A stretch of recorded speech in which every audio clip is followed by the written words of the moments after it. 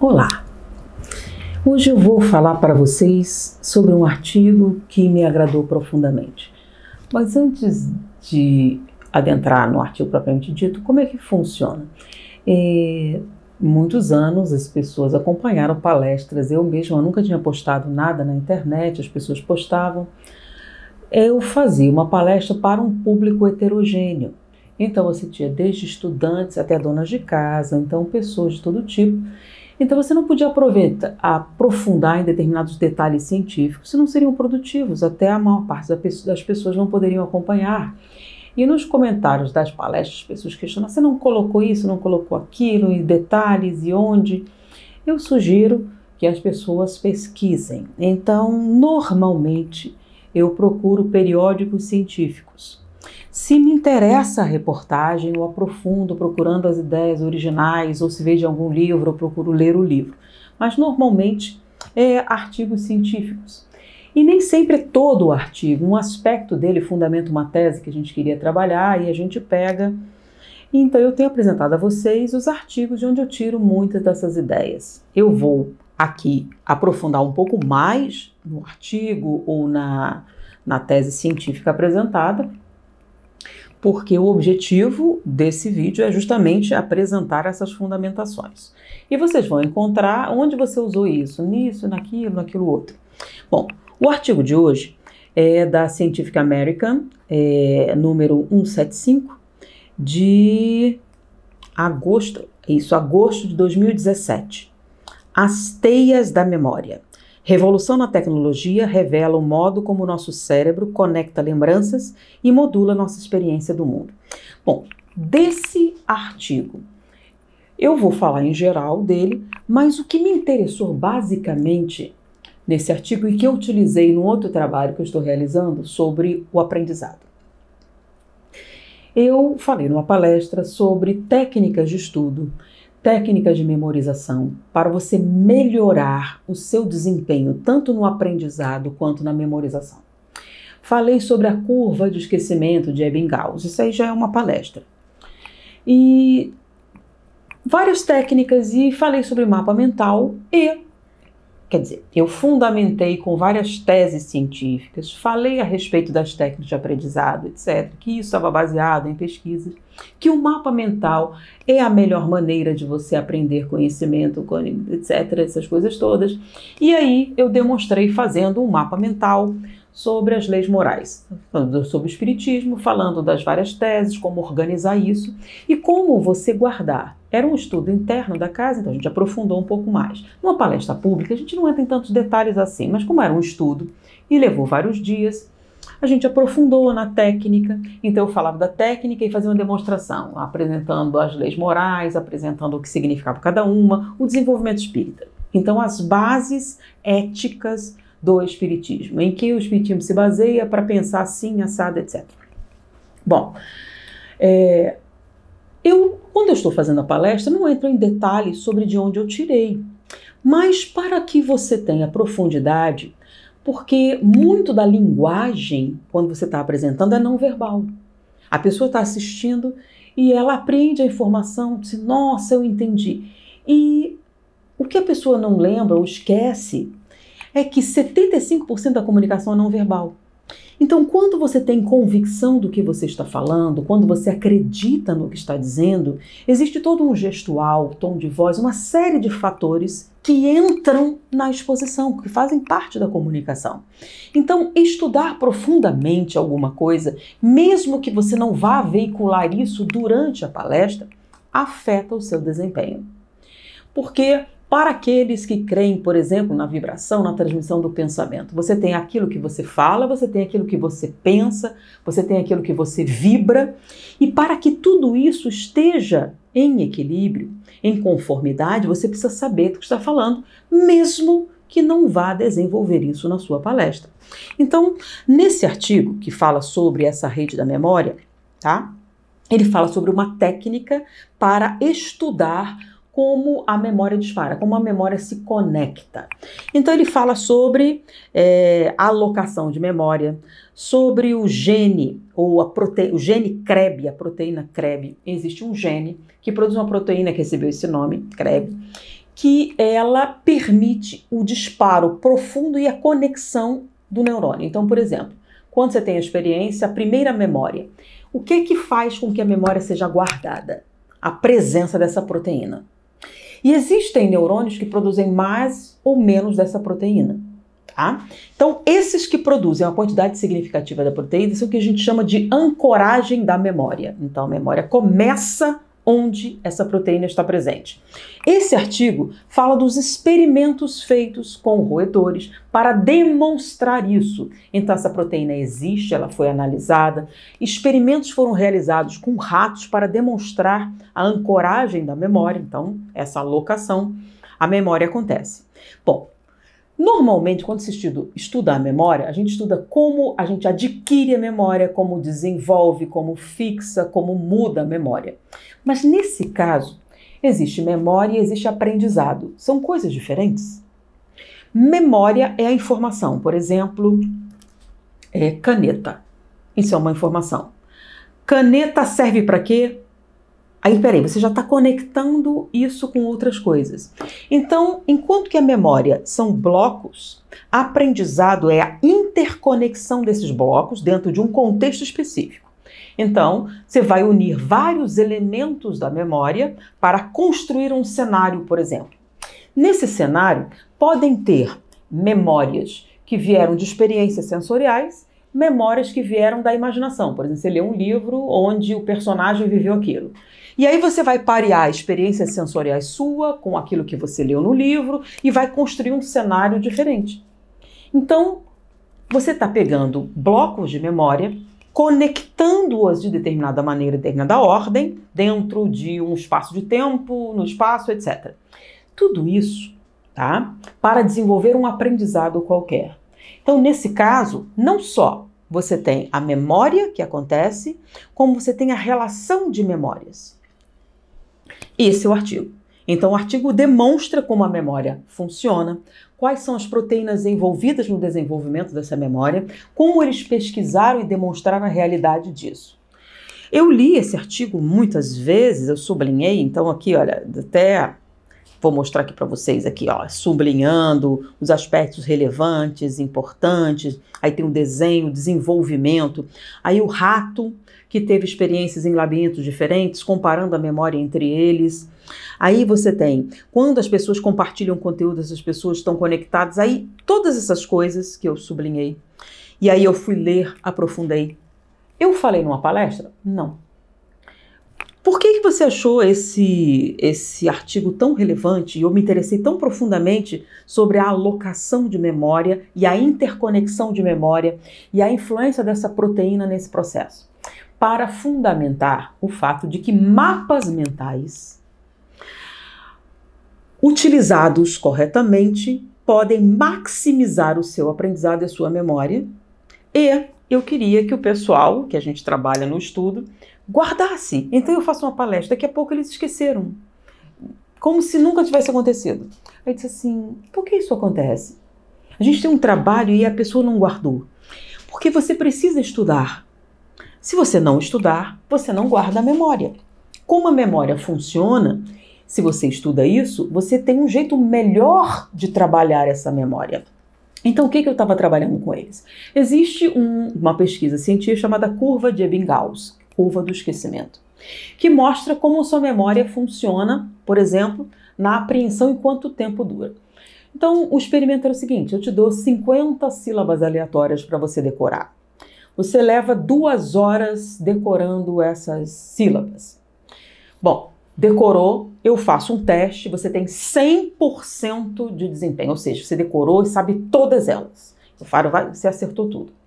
12 horas depois, você já só tem 50%. Você já esqueceu metade. 24 horas depois, você tem 1/3 somente daquilo que você estudou. 1 semana depois, 10%. O nome disso é curva do esquecimento de Ebbinghaus.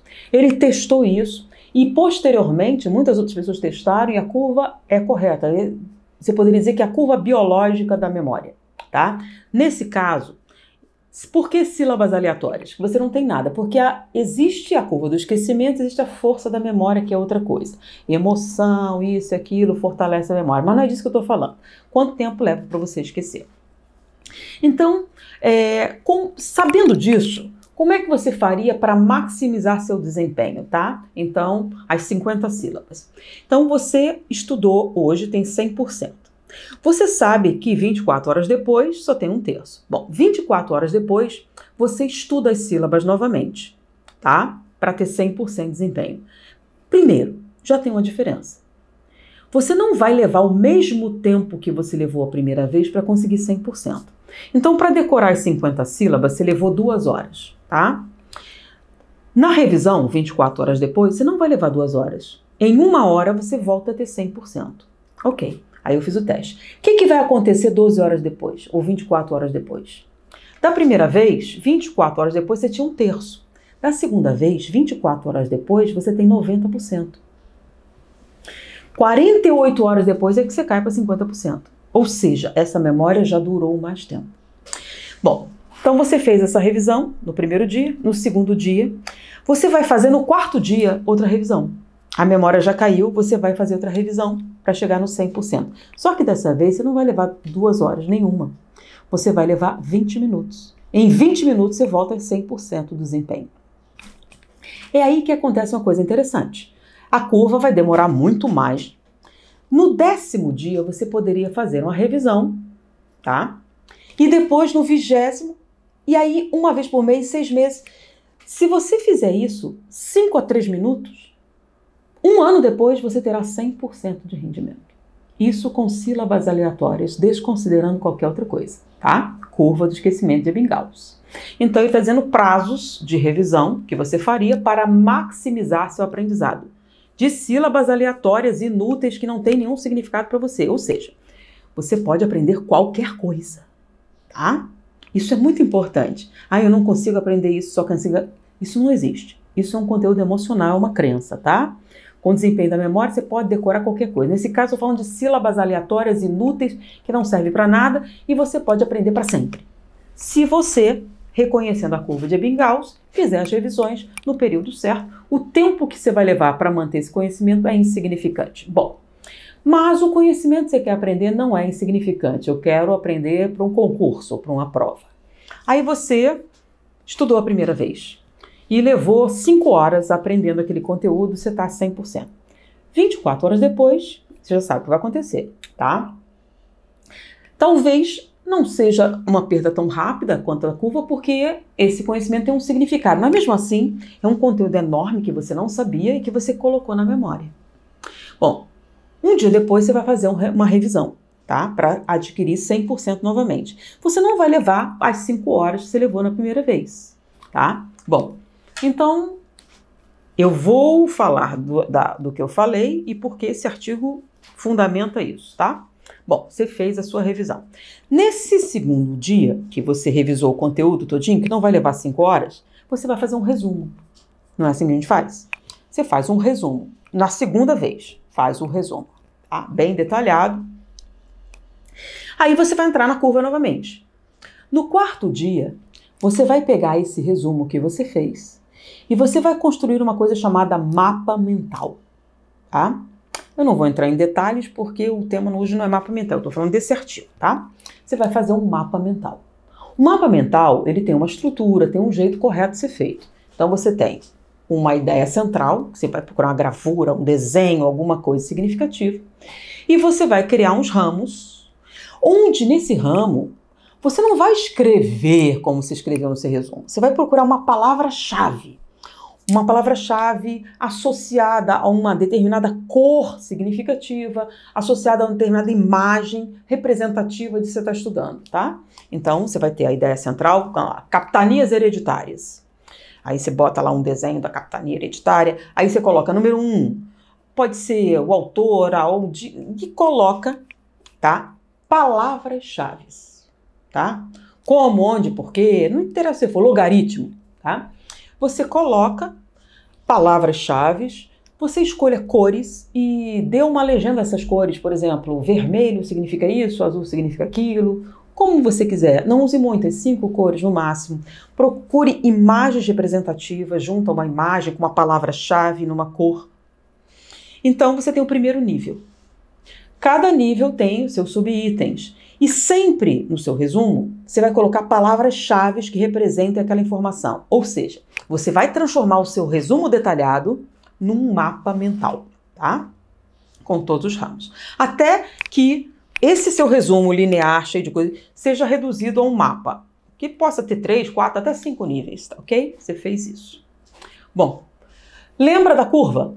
Você vai fazer uma nova revisão depois que você fez esse mapa. 4 a 10 dias você faz. Aí você vai olhar o mapa todinho e ler aquelas palavras. No 10º dia, lembra da curva de Ebbinghaus? Você vai fazer a revisão. Mas você não precisa ver o mapa inteiro. Você pode ver o primeiro, a nível ideia, primeiro nível, no máximo o segundo. No 20º dia, você vai olhar aquele mapa e vai lembrar de todo o conteúdo. Com 3 minutos apenas. 6 meses depois, você vai olhar o desenho inicial e os primeiros níveis. No que você olhar, você não precisa nem olhou, a memória do seu estudo vai voltar, como se tivesse sido ontem. Você vai voltar para 100%. E aí, periodicamente, fazendo revisões, de no máximo 3 a 5 minutos, você vai ter esse conhecimento sempre 100% na memória. Aí no concurso, que vai ser 1 ano depois, você lê aquilo, volta, abre só, e no momento em que você precisar, você só expande aquilo. Mas o conteúdo é feito como se você tivesse estudado ontem. Nossa, isso funciona? Sim. Baseado em quê? Baseado, por exemplo, na alocação da memória, no estudo do CREB, nessa proteína. Peraí, o que tem a ver?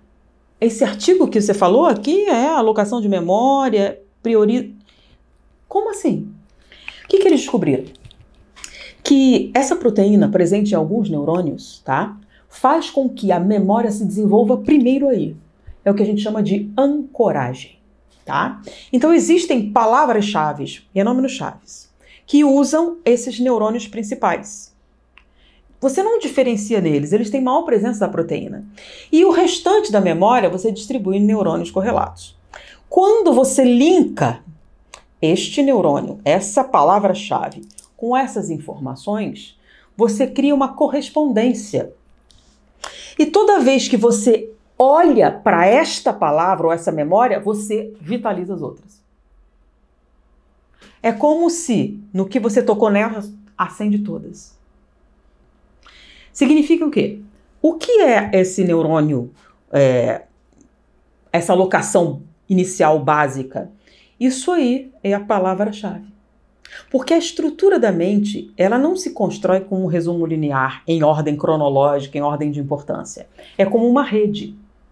Então, para a sua memória se maximizar e transformar-se em aprendizado, que é o relacionamento entre memórias diferentes de maneira coerente, eficiente, do jeito que você quiser, quando quiser, na hora que você precisar, você vai criar ancoragens múltiplas. O mapa mental.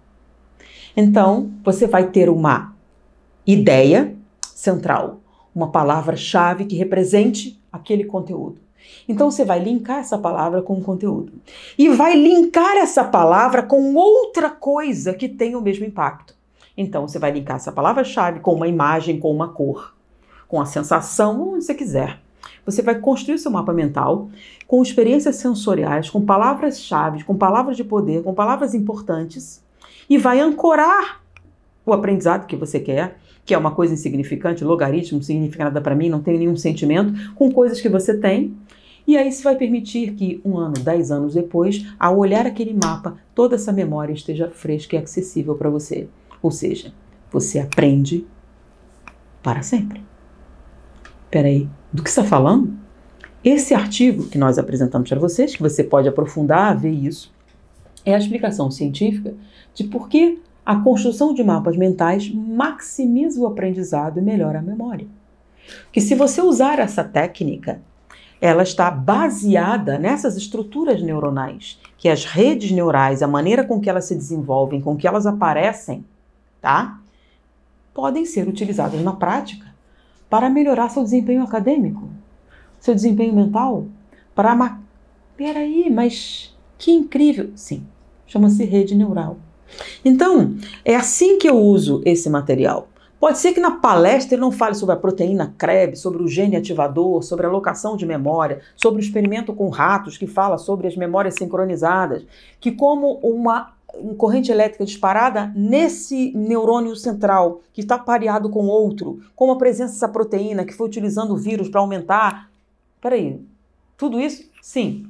Quando você conhece, se alguém fizer a pergunta, eu posso dizer por que funciona. Por que o mapa mental realmente maximiza? Por quê? Porque é semelhante, aí eu descrevo qual é o processo. Na hora da palestra eu posso até não dizer, mas toda vez que eu estou falando eu estou pensando. E no que eu estou pensando eu estou vibrando.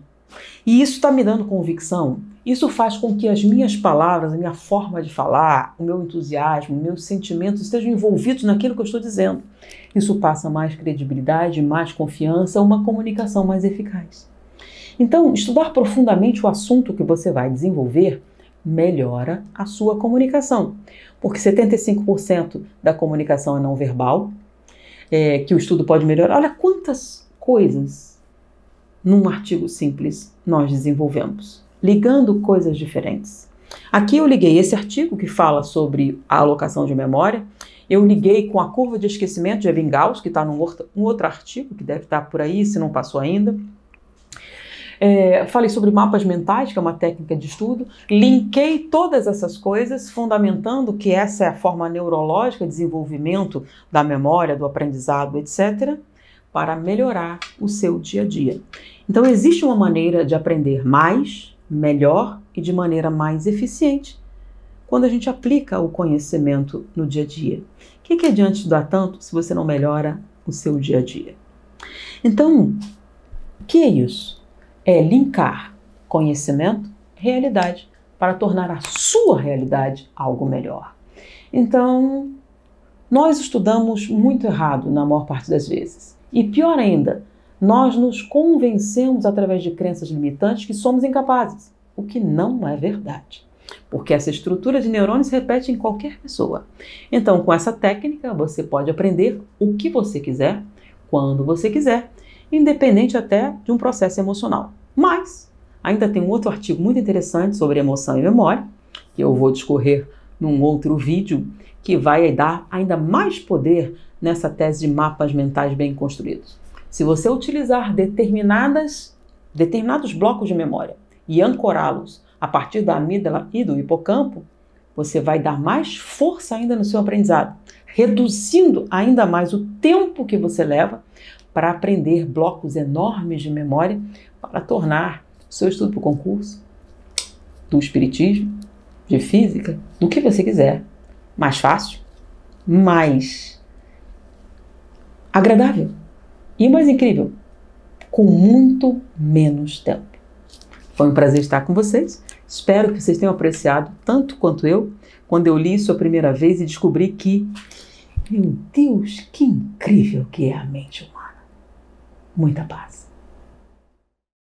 Olá! Que bom que você ficou até o final. Se quiser continuar assistindo a mais vídeos do canal, eu deixei essas sugestões aqui nos cards que estão aparecendo na tela.